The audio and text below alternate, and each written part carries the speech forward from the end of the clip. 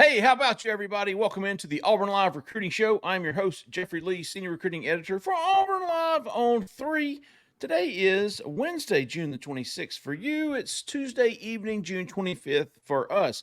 Please keep that in mind moving forward with any today's, tomorrow's, or yesterday's.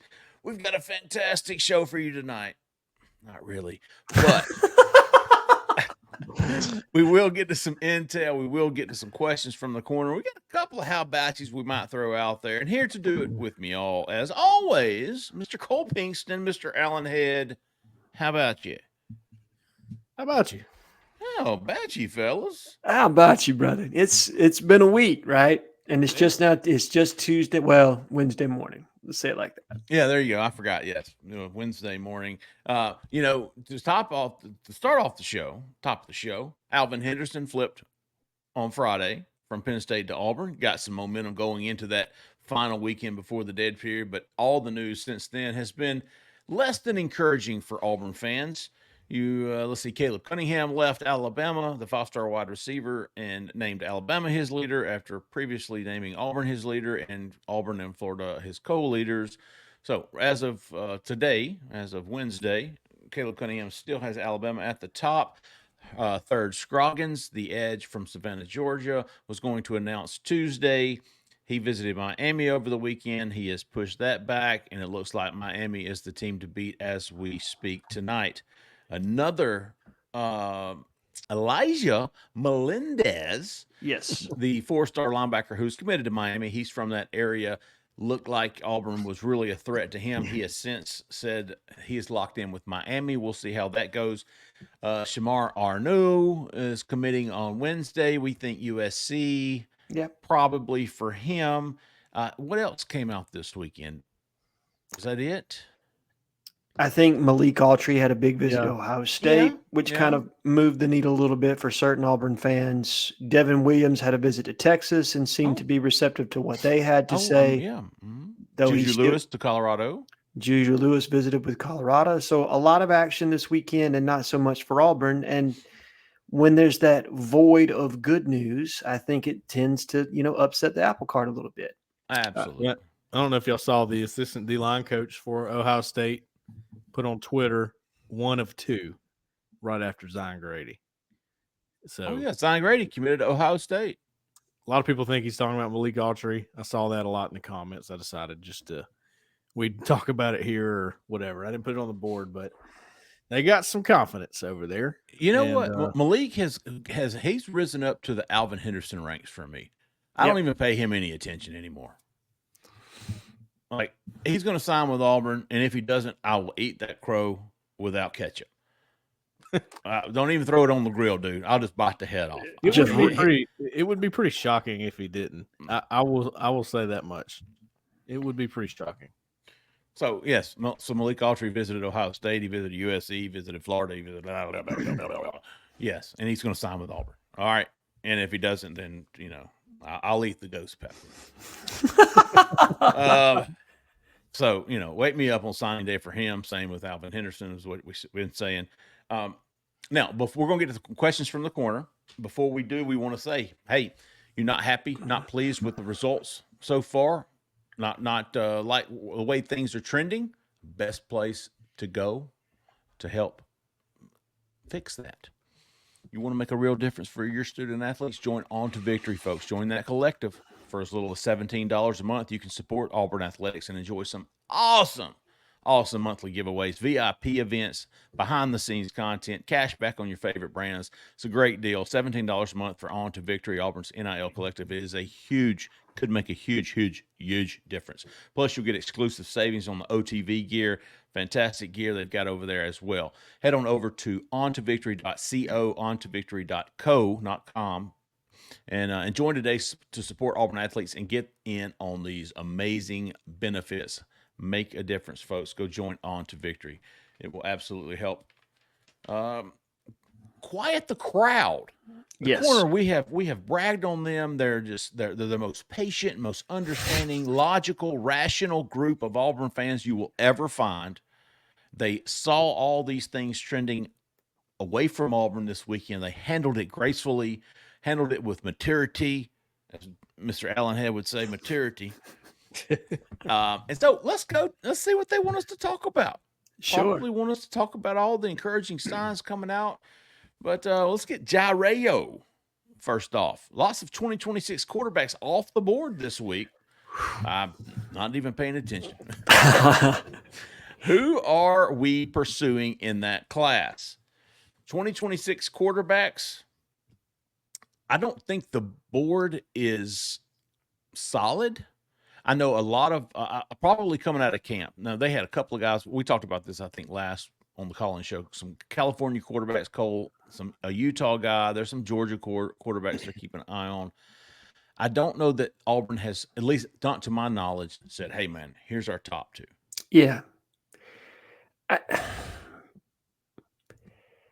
don't even have a 2025 quarterback yet. And I get where certain fans are coming from because they see commitments and they think, okay, the board is drying up.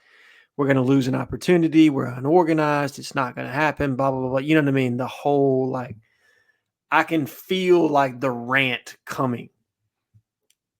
Guys, slow down. It is a new day and age. There is the transfer portal that helps mitigate when you have misses in high school recruiting. And I promise you this. The kids that are committed right now in 2026 are going to turn right back around and decommit, just like Landon Duckworth just decommitted from South Carolina. Thank you, Zach, in the back. You're the best crack research staff I've ever had. Crack. Hey, to your point, Alan, this isn't 5 years ago when quarterbacks committed and shut it down. Correct. It wasn't even 5 years ago. It was 2 years ago. Now we're seeing flips. We saw Keelan Russell flip from SMU to Alabama. We're seeing Juju Lewis on the verge or potentially flipping from USC. We've seen several other quarterbacks. So it's a new age in quarterback recruiting. It's not the basketball where everybody shuts it down like it used to be with quarterbacks. Not at all. It is completely different. NIL has changed that space significantly. And here's the thing, guys. Sometimes you need to give room to watch kids again as a junior before you make that level of a financial commitment to some of these kids. See how they develop over the course of this season if they make progression. Because there are quarterbacks, I promise you, that will have fantastic sophomore years and they're running a certain simplistic system.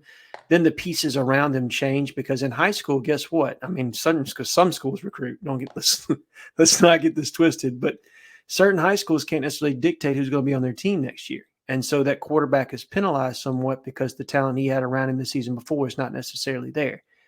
So understanding and knowing, the highlights and the lowlights, getting a full picture of what a kid's capable of being before you go all in, because now your quarterback in the class, that's probably going to be your highest paid player, right? Sure. I mean, think of it like the NFL. What is the highest paid position? It's offensive line, defensive line, and quarterbacks year in and year out. That's probably where you're going to be spending your money if you're, a college football team as well. So before you put that level of investment in someone, you better damn well know what you're doing. And I think the coaching staff's just being thorough, and they have confidence in the fact that they'll be able to get a guy that they like that's going to be the top end of their board when it comes time. But right now, I don't think they're in a rush to push that, and they'd much rather set their feet with who they're going to get in 2025 before they turn their eye completely to 2026. Let's see what old Robert Dale wants to know. Robert Dale 1, is the door closed on Elijah Melendez? Let me check the calendar. That'd be a hell no. June 25th? Absolutely not, Mr. Robert Dale. Cole? No, door's not closed. I don't think the door's closed for anybody. Obviously, that's what the point you're making there, Jeffrey. But Melendez is very high on DJ Durkin, right? And DJ Durkin is an interesting case for me. I don't hear anything about him. He's the only coach on staff I rarely hear anything about how he recruits. Yet he has a few results already and doing some good things. And I think he's got a shot with Melendez. I wouldn't count Auburn out at all. No. Who was the young man that's committed to us? That signed with us from Mississippi, committed to Florida this time last year. Jamonte Waller. Done. Locked up. He was going to Florida. And then Florida had the season that they had. And I think somewhere along the lines, Auburn never let up, never relented on recruiting him, and things changed. So to me, I think now more than ever, how you perform in season is going to drive your NIL, right? Mm-hmm. And you have to have NIL to be able to recruit. And some of these kids that are committed to other places, say Miami flops. Is that same level of investment going to be there that's there right now? Don't know. Is Melendez's interest going to change because Miami's in year 3 and they're not necessarily taking off? Could be. Could be the exact opposite. So things are going to change between now and signing day significantly. There are going to be more swings. And as Cole likes to say, look, there are going to be guys who are going to flip off our team. Okay. It's going to happen. There are going to be flips from Auburn's roster. And you have to expect that if you're trying to flip kids off other people's rosters, you got to know that it's, two can play at that game. And so the law of averages would say you're going to lose somebody too. Yep. M45 Auburn. If Auburn if we don't get Juju and KJ Lacey, do you think we pivot to Ty Hawkins, a TCU commitment, or Kamario Taylor, a Mississippi State commitment? Alan? I haven't heard enough there to say that's a for sure blown pivot. I've heard those names as evaluations, but I don't know enough to say, hey, that's a full blown hey, they're going all in on this person. I do think that both of those guys fit the profile of probably what Auburn would pursue. Dual threat quarterbacks have the raw tools to be really good in an RPO type offense, some mobility to them. Strong arms, the ability to push the ball vertically down the field. So a lot to like there about both, but I don't like to just throw things against the wall and hope that it sticks. When I say, hey, for certain that these are 100% going to be pivot guys, I want to be certain in that. And I do feel responsible for making sure that I put that kid's name, Ty Hawkins, out the other night. And I do think he's somebody that they've evaluated 100%. But beyond KJ Lacey, I don't feel comfortable saying anybody is the legitimate pivot in this class. Other than him. Good names, though. There's going to have to be somebody, right, Cole? I wouldn't be surprised if, just looking at the Elite 11 and how that played out, Deuce Knight had a pretty good Elite 11 camp or whatever you want to call it. That's a guy they liked at one time. Do they go back to him? There's some possibilities there. I don't know. I don't know how to answer that yet, man. I don't know how they would. Oh yeah. Zach says, I sure hope so. He's a big Deuce Knight fan, if y'all don't remember from earlier shows. Yeah. But I don't know how to answer that question yet, man. I don't. Part of me says they're not going to just take anybody just to have a quarterback in the class. Another part of me says, well, Hugh Freeze loves to get the receivers he wants, and can he do that without a quarterback? So you're in a tough spot right now, if you ask me. I don't like it. I don't like the spot they're in with quarterback right now because I don't trust the Julian Lewis situation. And if you take too long on that, then what happens with KJ Lacey? I don't know. I understand the questions, but I don't exactly know how to answer them yet. It's understandable. W. Tidwell 51. With these offensive linemen coming in, we have some stud tackles and some good interior offensive linemen. Would you take one of the tackles and slide him inside, especially if we land Andrew Babalola? Cole Pinkston. I don't think you do that immediately. I think you get him in there and, see what you got first. You don't just say, well, he's a tackle or he's a guard now. You're just taking the talented guys. It doesn't have to be a perfect fit on the offensive line, as you know. Look at Gunnar Britton a year ago. That guy was a tackle. I didn't know there was no way I was ever thinking he was going to play guard, and he ends up being a pretty good guard for Auburn. SEC Player of the Week guard for Auburn. Yeah, that's going to happen. You get them in there, then you start making those decisions. You don't make that beforehand. You get the guys you think are good, and then you figure it out. Carter Man. Not to be confused with Carter Boy. Oof. Although he's the Carter Boy. We met Carter Man, too. Where do you guys view our chances with Usman Chroma? I think the field is narrowing for him. I I think it's going to come down to Auburn, Florida State, and Tennessee. I don't see Georgia as being a player for him right now. I'm not quite sure what those other two teams are going to do. It sounds like Tennessee is heavily in the mix with Chicago tonight, as is Ole Miss, as is Alabama. And obviously, the Ole Miss aspect of this is interesting because Kylan Deere was just predicted to flip to Alabama. So that may narrow the focus there for one of those two teams. But it's going to be interesting. Having Alvin Henderson in the boat now, does that change the dynamic for Auburn? I don't think so. I think Chrome is still number one on the board, and I think they're going to pursue him pretty heavily. Does that change his opinion of Auburn? That's what you don't know just yet. But I do think it's going to come down to Auburn, Tennessee, Florida State. Those are the two other teams that I'm looking at right now. Tell you what, that's one that I don't think I'll ever feel comfortable putting in an RPM for. I don't know what it is about his recruitment. I get a funny feeling about that one too. I don't want to just call him to Auburn for some reason.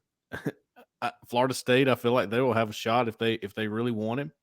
Georgia, definitely. You never know what they may decide to do. I think they could. I don't think Auburn wouldn't have a shot if those two decided to turn it up with him. But I definitely feel worse about Auburn's chances if that's the case. Fair enough. I like it. Jeffrey, how do you feel on it? I think here, no news is good news. Okay. The last news that I heard was Auburn trending in the right direction for him. I know Florida State's the school that scares me the most. Sure. I would throw Tennessee in there at 3. I would think Auburn and Florida State are 1 and 2, and I don't know. And I guess I would give the slight edge to Auburn because I haven't heard anything to make me think otherwise.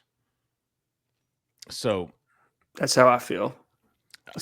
I think I've got him at 50 or 55 on the hot board, and that's about where I still sit right now. I can't remember if I have him at 50 or 55, but either one of them's pretty good. I feel like Auburn's worst case scenario is 50-50 right now. Yeah, I think that's very fair. Probably feel that way about him and a couple other guys that Auburn's competing against Florida State for. Absolutely. K-Dot 77. Do y'all think the staff will push to get Julian Lewis to Big Cat? Absolutely. And if he shows, how much would it change your percentage chance of us landing him? I'd probably have to wait and see how that visit goes and what he says, what I hear. But yeah, they're definitely pushing him for Big Cat. Now, if he shows, Alan, if he shows at Big Cat weekend, my percentage goes up over 50%. I think that's going to be an indicator because to me, if he's showing up at Big Cat, that means that they're also going to be having an NIL conversation and multiple other conversations of kind of getting things done. And I think we all think that all the schools involved are going to push for a decision to come before the season.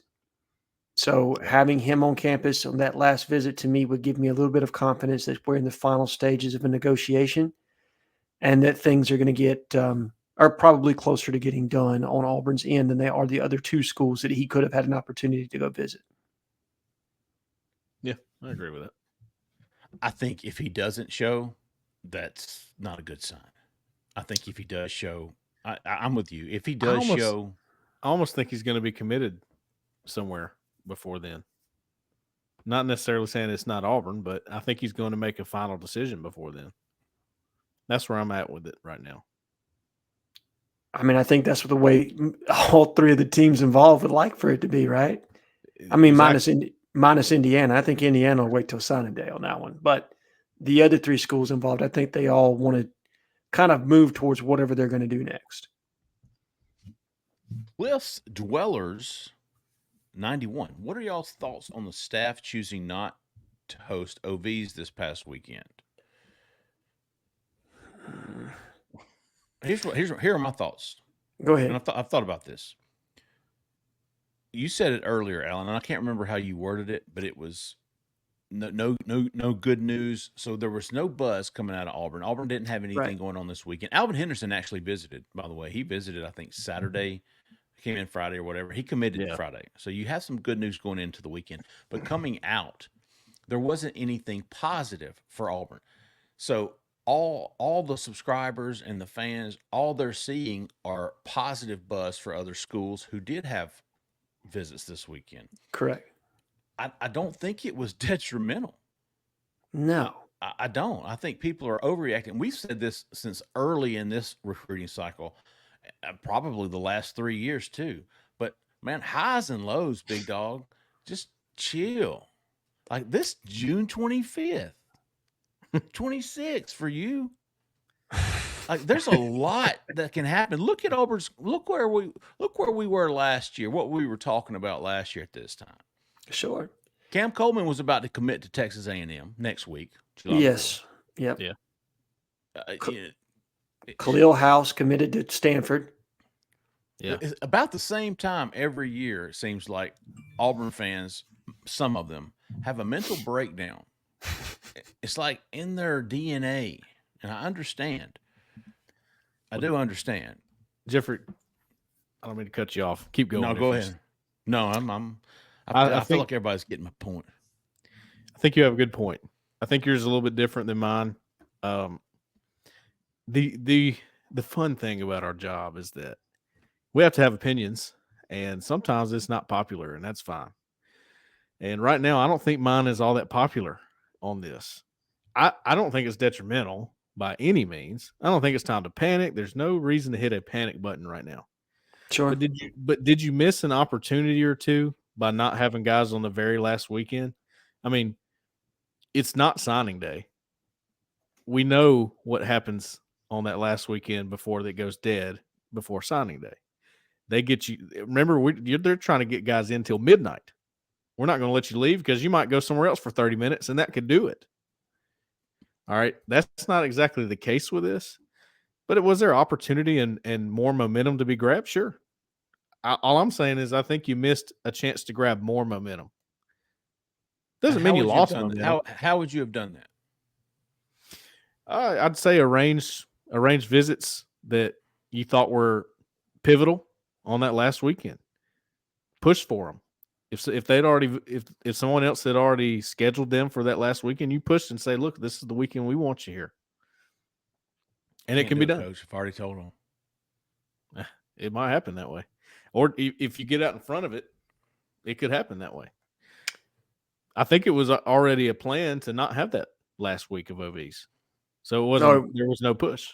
100%. That was absolutely a plan by this staff to not have OVs, and they structured it in a way that, to Jeffrey's point and yours, Cole, they had everybody in that was going to officially visit Auburn this summer. They may have done it a different way. They had them in on Mondays. They had them in on midweek. They had them in on weekends, but it was strategically done to get everybody in and to have this last weekend open. Now, to your point, did you lose perceived momentum with certain kids, and or was it not strategically planned in a way to provide you with momentum? So say had you done, Miami got the last visit with Third Scroggins, had Auburn planned that visit with Third on the last weekend as opposed to the weekend they got him on, how would that have played? I don't really know. And I tend to lean more towards Jeffrey in that I hear what you're saying, Cole, because I think it makes the news cycle negative. I do too. I definitely hear it. Yeah. Yeah. You know what I mean? Well, I think we're actually all on the same page at the end of it, because we all think at the end of the day, it doesn't matter. It's not signing day. Yeah. I don't think Auburn's losing momentum. I think they just didn't gain momentum they could have gained. Right. That's all. No, I think that's a fair criticism. I honestly do. I'm looking at the hot board right now on defense. And so it's not that they didn't get because every one of the top targets at every position, all the top 5 defensive linemen visited in June. Yes. Except for the 2 commitments. They're saving them for later. Right. All the top Jared Smith visited 2 or 3 times unofficially, including last week. He's coming back for the Oklahoma game. Other than that, all the top 3 targets visited. No, they since committed elsewhere, or presumably will. Same for linebackers. Jaden Perlotti was the only linebacker they didn't bring in for an official visit, and they tried, and he canceled. Yes. All the cornerbacks and nickels, every one of them came in for a visit. Safeties, the top 2 safeties came in for official. Oh, Anquan's coming in for unofficial. He'll be in for Oklahoma game. Even the Bryce Deese, no, he was unofficial visit. But yep. So the only real gripe here would be the timing. Yeah. which is what Cole is basically saying. Hey, instead of bringing them in on last Monday, you remember when 2 weeks ago they brought a big group in on Monday or Wednesday or whatever, move those to this weekend. Have something positive on Sunday for us to report. Whether it's, hey, it was a great visit. I'm still locked into Miami, but hey, it was a great visit. Well, let me ask you this. Let me see what y'all think about this. So I hear you. Do you think they will? Do you think the Auburn staff will look at this and go, maybe we need to reevaluate that, or do you think they'll go, whatever, we'll do it again? I think it all depends on how the recruiting cycle ends, right? Absolutely. Because to me, they didn't make changes in their transfer portal recruiting until they had some legitimate losses and it burned them on it, right? I'll ask you another question too. Do you think they're truly enjoying their vacations right now? Oh, hell no. Not even close. Not that they can anyway. You can't do it in this job. No. Was it maybe more streamlined for them so they could spend some time with their family on a Saturday? But come Sunday, they were all on the phone all over again, right? Oh yeah. So there was no change there as far as that goes. Man, it's every single. You know what? We talked about this during the football season. I know we need to move on to the next question. Remember how we talked about how the margin of error was so thin for Auburn's football team? It is no different in recruiting right now. You have to make calls, gut calls that are gonna either kill you or boost you. There's no other way around it. It's not. You're not just gonna stay the same. When you make a call like this, it's either gonna boost you or knock you down. So you got to make a call. How do you want to do it? I'm not necessarily saying it was wrong. I just think, there was momentum to be had on that last weekend, and they decided it was better to go ahead and take the vacation that weekend, or not vacation, but at least not have the official visits that weekend. Right. And again, I think what happens next as far as how they schedule things moving forward into next year will largely be dictated of how adversely it affects this recruiting cycle, right? Or this recruiting class. That will be the ultimate decision maker for them. But right now, to me, the best thing you can do is start with some positive momentum, and that goes with closing Jacoby Ward, right? That's the next one that you know of that's outlined a commitment date of July the 6th. Right. So you want to close that one. You want to figure out a way to get Blake Woodby in the boat. And then obviously you have Anquan Fegans visiting for Big Cat. You want to make sure that one goes down. And if all of that happens, that puts Auburn at 19 commitments before toe meets leather. And that's without a quarterback, without a wide receiver, and without a second running back. Right. Last thing on this, and I think this goes to show you where Auburn prioritizes momentum in recruiting. They really don't. And the reason I say that is because we've talked about USC paying for commitments. Yes. This is Alabama paying for commitments. Florida paying for commitments to build that momentum. You don't see Auburn doing that. You see in Auburn going, hey, man, you're committed. Hey, well, how about waiting? Let's wait and create some free momentum when we need it. Which is the July. So I think prioritizing momentum, maybe they're going, we don't care. I don't care. I don't care right now. If there's a disaster in December, we'll care. Yes, absolutely. Because then it matters, right? Play the long fans game. Right? Yeah, the fans are going, I don't give a shit. Don't care. Go tell them to meet with their, feel good dog or whatever, their service dog, and let him rub him a couple more times. I don't care. He's committing so and so. I don't care. No. You have to play the long game on some of these guys. And then there are others who force your hand, and like Juju Lewis. Sure. And not to play the long game. Yeah. So I understand the frustration with some of these fans and stuff. Fully. I do. Absolutely. Yes, fully. But it's not that big of a deal. Well, and I'll make one more point, and this is a lot of Auburn fans aren't going to want to hear this, but this is a byproduct of it, and I said it the other night on the board. This is compounded by the fact that Alabama is on an absolute heater right absolutely. now. Yes, absolutely. You know what I mean? And not stopping anytime soon. No. You know what I mean? And so Auburn fans that just are looking for something to cling to, and hey, we're better than Alabama at this, right? Yeah. That doesn't feel that way right now, right? And so it's got people in a full-blown panic. And all I would tell you is again, guys, do not worry about who other teams get. Worry about the players that you land.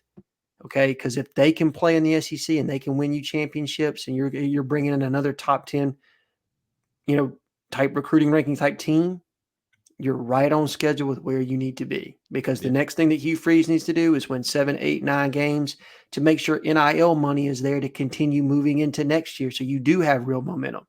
That is the big thing, right? If you don't win enough games, your NIL money's not there. If your NIL money's not there, you don't have a team. That's the nuts and bolts of it right now. Yep, I like it. Good stuff, man. I like the conversation there. It was good. Good from both sides. We needed to address it for sure. Absolutely. Let's see. Decone 24. If 6 wins can get us a top 8 recruiting class, which it did last year, what can 9 wins get us this season? 9 wins. If Auburn finishes the regular season 9-3, and I don't know, goes to the Cotton Bowl or whatever. Top 8 again. I think 9 wins would blow the roof off. That's the ceiling for me. So I'm right there with you, Cole. To me, it depends on who. Do you get Juju, right? Because that sets the stage for a lot as far as what you're capable of getting in this class, I think. Because you got to have the 5-star, the star power to get inside top 5. 5 to 8, is that kind of where we've been? 4 to 8. I don't think Auburn ever gets higher than 3, like best case scenario. Yeah, no. And I will say this too. So yes, you can, with 6 wins, you got a top 10 recruiting class in year 1.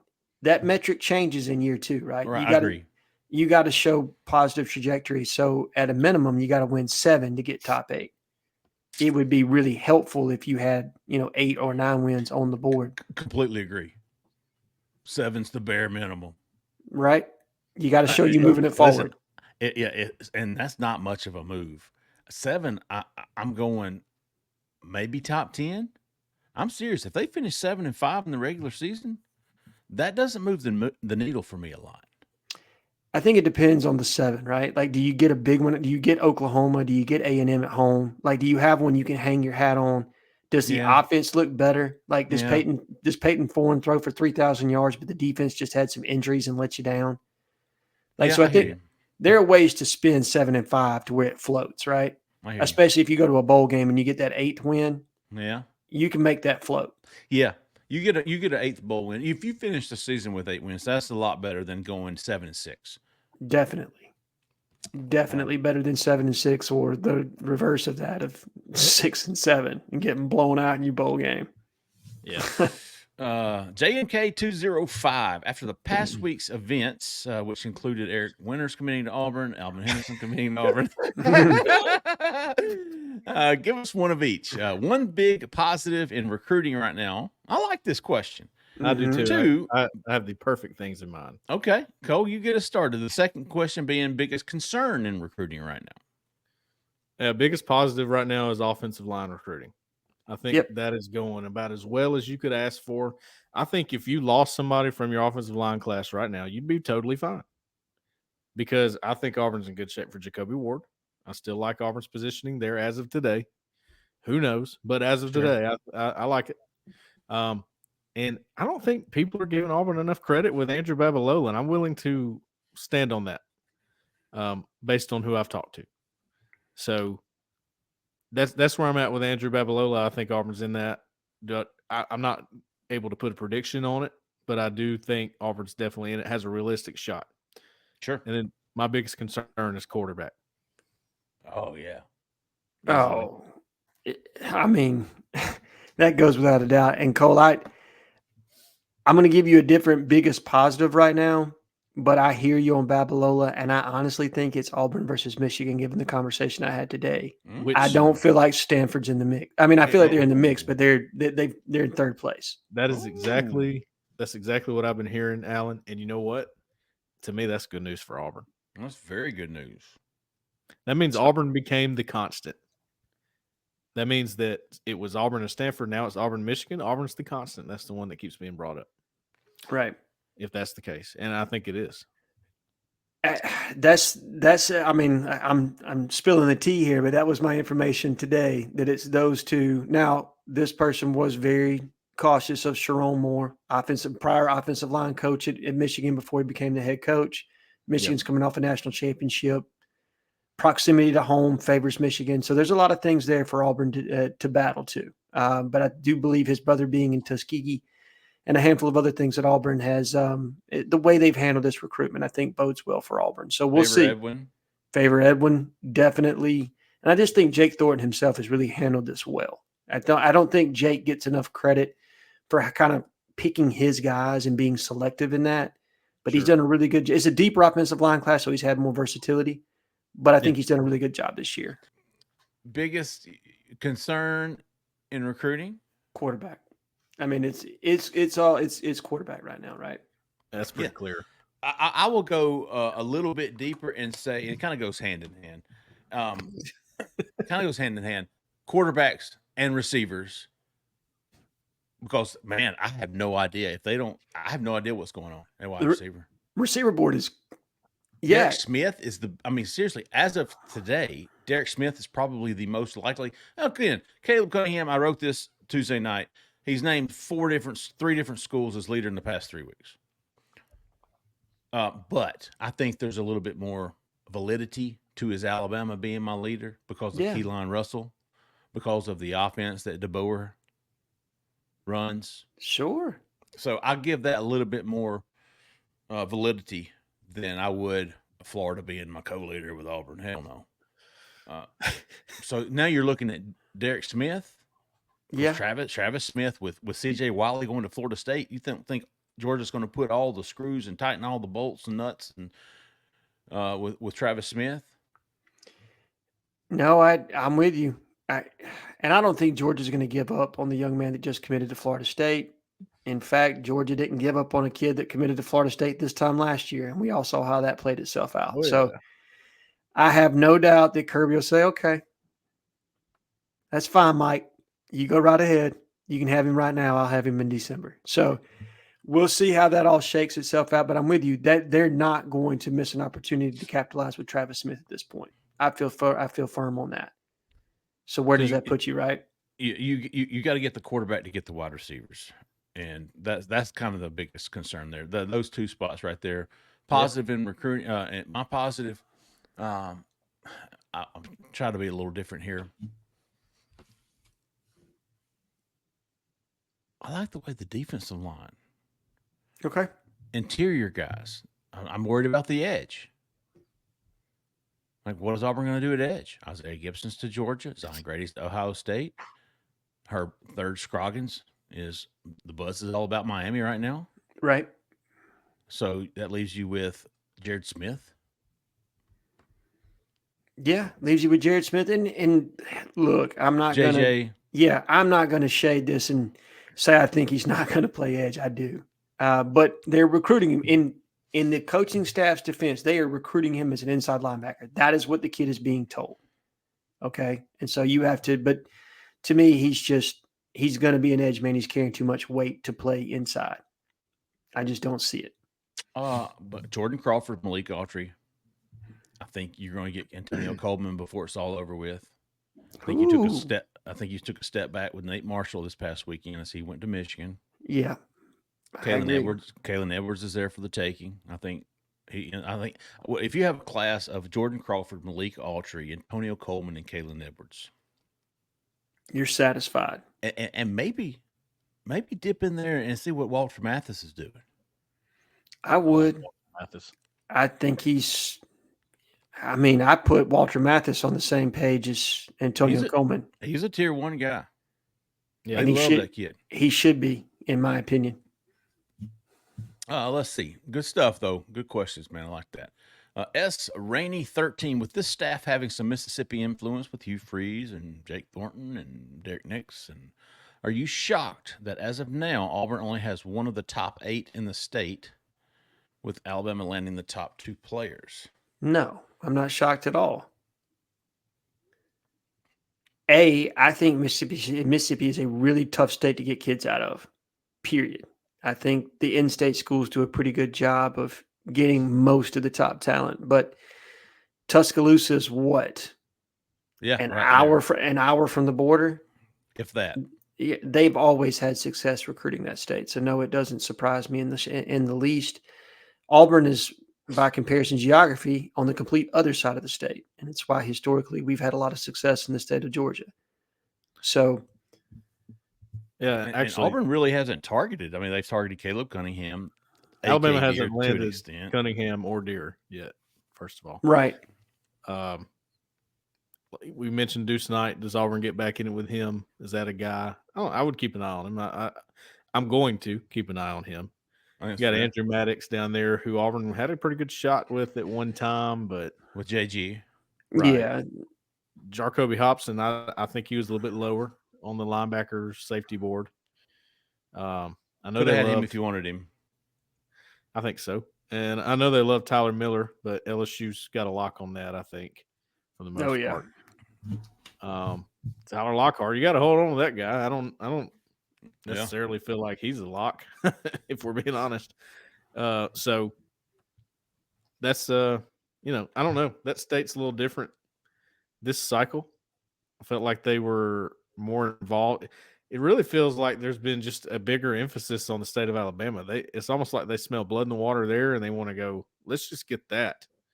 Let's go ahead and get our home state fixed before we start worrying about, getting all the Mississippi guys. And of the top 15, actually the top 20 in Mississippi, according to those rankings, I've only got 2 of those guys on the hot board. Yeah. Yeah. So, I mean, the priority is not the state of Mississippi. It's cherry picking. Sure. Right. Yeah. You got top end talent that you like in that state. Maybe they uncover like a raw athlete they like, as the football season goes on, they see a guy, okay, we really like this kid. Let's go ahead and extend an offer and we get serious there. But no, you're right. The focus just hasn't been there. It's been on the states of Alabama, Georgia, and Florida. That's really where predominantly they put their focus. And then they've cherry picked in states of North Carolina, Maryland, Mississippi, and California. That seems to be kind of the states they're going to. I haven't seen a lot of Texas offers either. That's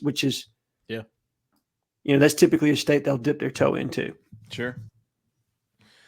Hey, fantastic questions from that rational, logical group of fans that we have called The Corner. Does anybody have any how about yous this week? Yes.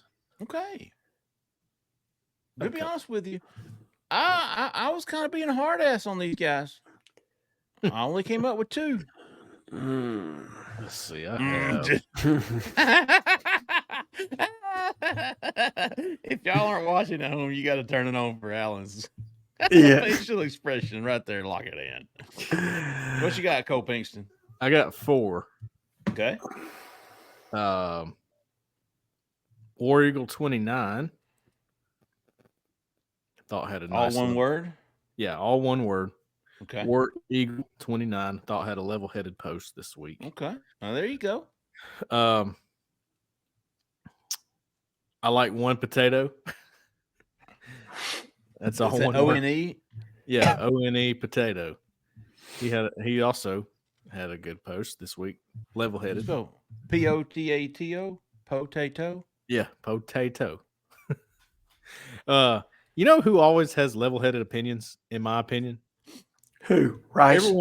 Everyone else may disagree with this because of the way he types. Skinny's pimp. You know what? He comes in there and drops some knowledge sometimes. Okay. Oh, Doc Dumpster. You kind of have to decipher it. Yeah, right. You got to decipher it and all that. But I almost always, I don't want to say always, but I pretty much agree with what he says usually. Okay. So he gets one, and then War Eagle GSU I thought had a good week. Make that times 2. Okay. Okay. Mr. Alan Head. I'm going to give Luke AU one. He had a post where he basically said, hey, man, I'm sorry for saying you were full of it for saying Colorado was in it. Hey, sorry about that. Yeah, sorry about that. My bad. But, Luke, I appreciate it. Anytime somebody's it can hold themselves accountable, and, you didn't need to apologize, brother. It's not like that. I don't take it that seriously, but I do appreciate it. And then let's go Eli Double-Lot. Give him one. I thought that Eli's had some, he's pot stirred a little bit every now and again, but at the same time, he's also had some good posts too. So, man, him and Rice, do they ever leave their keyboard, dude? Like, how are they the number one person on every single post? I love it, look, personally. look, man. Rice has got hours. Okay, he clocks out at 5 o'clock. You won't see him after that. Does he really? Yeah, he's got responsibilities. He only does it at work. No, on a serious note, let me give Rice one too, because right. his wife is battling cancer. So I do want to make sure that I throw Rice some love. But no, Rice had a real conversation with me one day where he says, look, man, yeah, I do post at work, but I'm a full-blown dad when I go home, and I support my wife, and I put all my focus there. So good for Rice on that one. I didn't know that about his wife. Yeah. I didn't either. Well, how about you, Rice DP? I'll give you times 2. We'll get it squared. Times three. I hear you. Prayer pressure. Times 3. I hear you. All right, I've got 2. How about you two? DJ WDE for life made a first post 48 hours after Alvin Henderson committed. He was like, "Where are all the commitments? Where are all the commitments? I want commitments." And that was his first post, and dude, he took a beating. Oh no! I mean, he took a beating. Yep.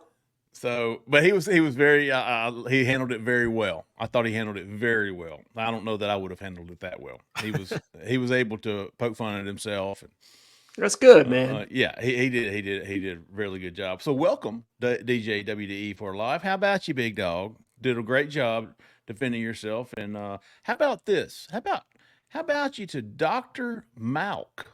Okay.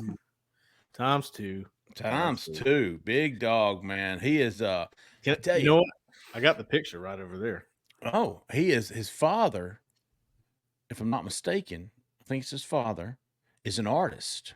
Oh, really? And an amazing artist. And he does a lot of Auburn stuff. If Cole will bring it and show it, he did an Albee. He did some Tumors Oaks, an Eagle, Chris Davis. Oh, nice. Yeah. Yeah. Did fantastic. So, big how about you to Dr. He's going to have to tell me, is it Malk or Malk? What do you think, Cole? I say Malk, but Malk. Like his name is Malkovich or something like that. Malk, Alan. Okay. I think Malk. I think, Malk? yeah. If there was a T on the end, it would be Malt. Yes. And if it's a W on the front, it would be Walk. I'm guessing it's short for something. I hear you. How about you to Dr. Malk?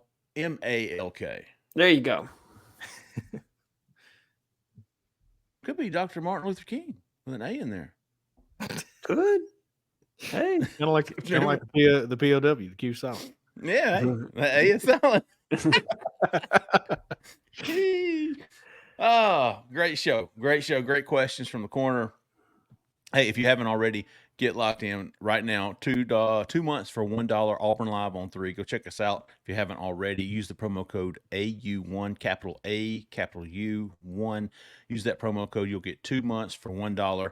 And also, don't forget, if you really want to make a difference in recruiting, if you really want to make a difference for Auburn's student athletes, join OTV, Auburn's NIL collective, for as little as $17 a month. You can support the athletic department, enjoy some awesome perks, monthly giveaways, VIP events, behind-the-scenes content, cash back on your favorite brands. Plus, you'll get exclusive savings on that OTV gear, which is pretty damn cool. OnToVictory.co. That is OnToVictory.co.